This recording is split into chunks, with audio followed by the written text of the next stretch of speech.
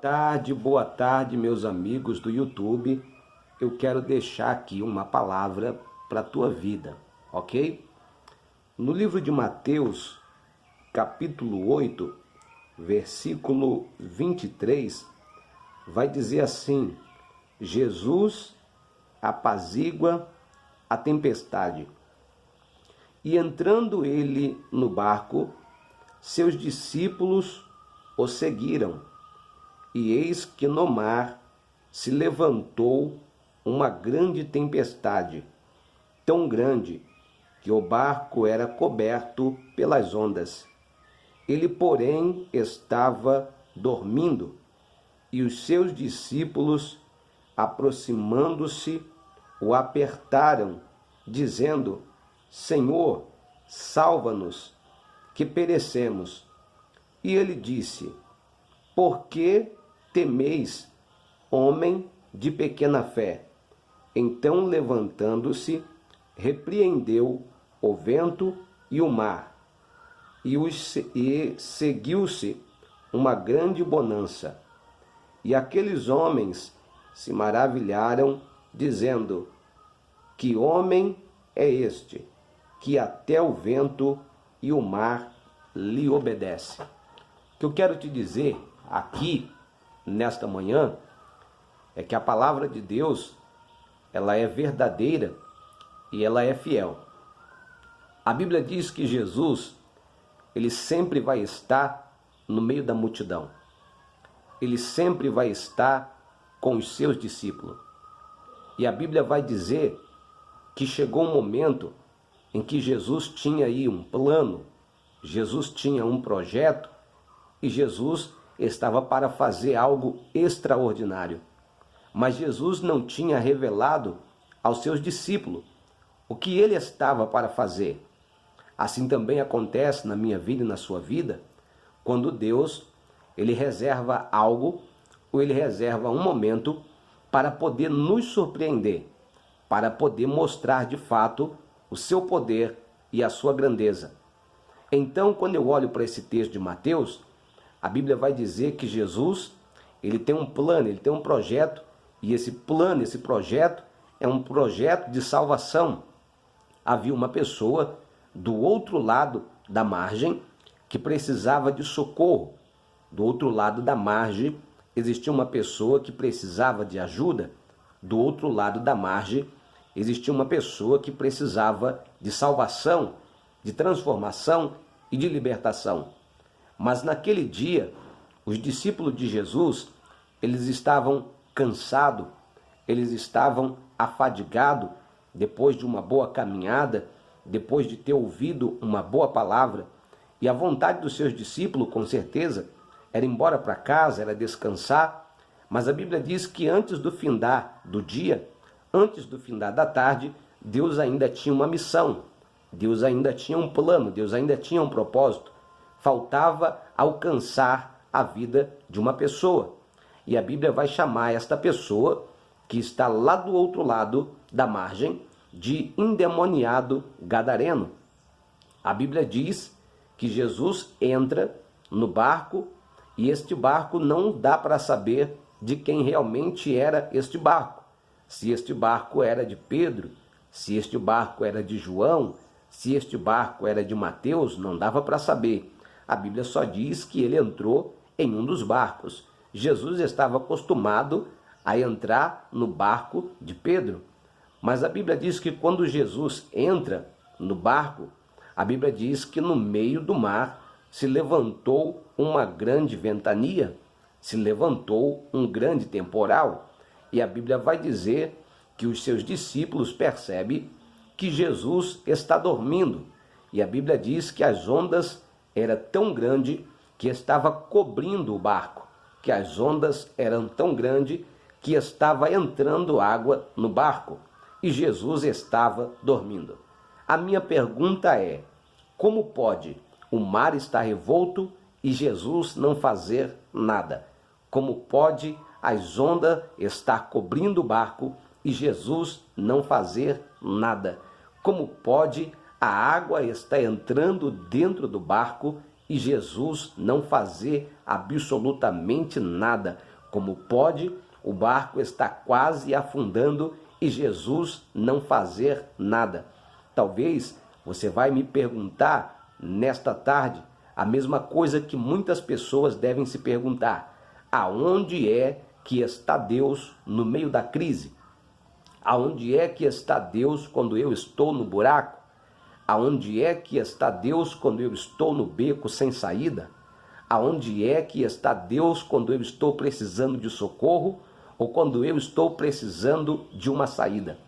Deixa eu te fazer uma pergunta. Quem era o dono daquele barco? Aquele barco tinha alguém que era responsável por ele. Ou seja, aquele barco representava a sua vida. Aquele barco representava o seu caminho. Aquele barco representava a sua história. Quando você comprou o barco, quando você projetou os seus caminhos, quando você projetou o seu futuro, quando você projetou os seus sonhos, você chamou Jesus? Não. Quando você quis se casar, você chamou Jesus? Não. Quando você quis fazer negócio, você chamou Jesus? Não. Quando você foi no banco pedir empréstimo, você chamou Jesus para ir contigo? Não. Então para pensar. Quando você comprou o barco, assim como Pedro, que era o responsável por aquele barco, Jesus nunca tinha entrado naquele barco. Está sendo agora a primeira vez que Jesus está entrando dentro daquele barco. Então o responsável daquele barco era Pedro, era os seus discípulos. E o que Jesus está querendo nos dizer nesta tarde? Que muitas das vezes a responsabilidade é nossa. Muitas das vezes Jesus está esperando a gente tomar uma atitude de fé, porque atitude muda a história, atitude muda caminho, atitude muda trajetória, atitude muda de roupa, atitude muda a sua vida espiritual. Você se lembra que quando Davi ele vai levar comida para os seus irmãos, a Bíblia diz que faltava para aquele exército atitude de guerreiro, faltava coragem, faltava ânimo. E a Bíblia diz que quando Davi ele ouve aquele gigante insultando os seus soldados, os seus irmãos e os seus amigos, ele vai tomar uma atitude. E a atitude de Davi vai impulsionar, vai levar ele para o campo de batalha. Ou seja, ele se sentiu corajoso, ele se sentiu ousado e ele acabou com aquele gigante. Então, a atitude muda a história. A Bíblia também vai dizer que tinha uma mulher que estava também querendo um milagre, querendo uma cura. E a Bíblia vai dizer que Ana, ela sobe dia após dia, ano após ano, e ela vai em busca do seu Samuel. A Bíblia diz que ela não desistiu, a Bíblia diz que ela não parou, ou seja, ela continuou perseverante, ou seja, ela teve uma atitude de fé, uma perseverança, e ela conseguiu o seu milagre. Sabe por que Jesus estava no barco e não tomou decisão?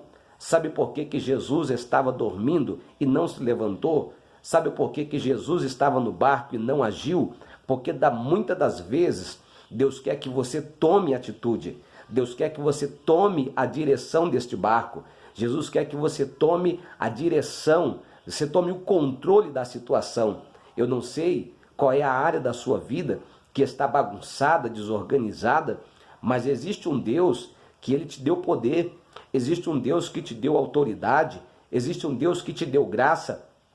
Muitas das vezes você está esperando um pastor orar, um irmão orar, você está esperando Deus resolver o seu problema, sendo que o próprio Deus já te capacitou, já colocou na sua mão o poder da oração, o poder da palavra, o poder da profecia. E o que você está fazendo com o poder da palavra? O que você está fazendo com o poder da oração? O que você está fazendo com o poder da profecia? Porque a sua vida pode mudar agora, os seus caminhos podem mudar agora, o seu casamento pode mudar agora, a sua empresa pode mudar agora. E muitas das vezes não depende só de Jesus. Você sabe o que eu aprendo? Que quando Jesus está dormindo, é hora de nós agirmos. Quando Jesus está dormindo, é hora de nós tomarmos o controle da situação. O que Jesus estava querendo dizer é a seguinte coisa: este mar, este vento, este pequeno problema, vocês podem resolver. Nem tudo vocês precisam me chamar. Vocês já aprenderam. Eu já dei na mão de vocês as ferramentas necessárias para que o mar se acalme, para que o vento vá embora, para que as ondas do mar se abaixem. E muitas das vezes nós não usamos aquilo que Jesus tem colocado na nossa vida. Então a Bíblia vai dizer que Jesus olha para eles e vai dizer a seguinte frase: homens de pequena fé, por que temestes?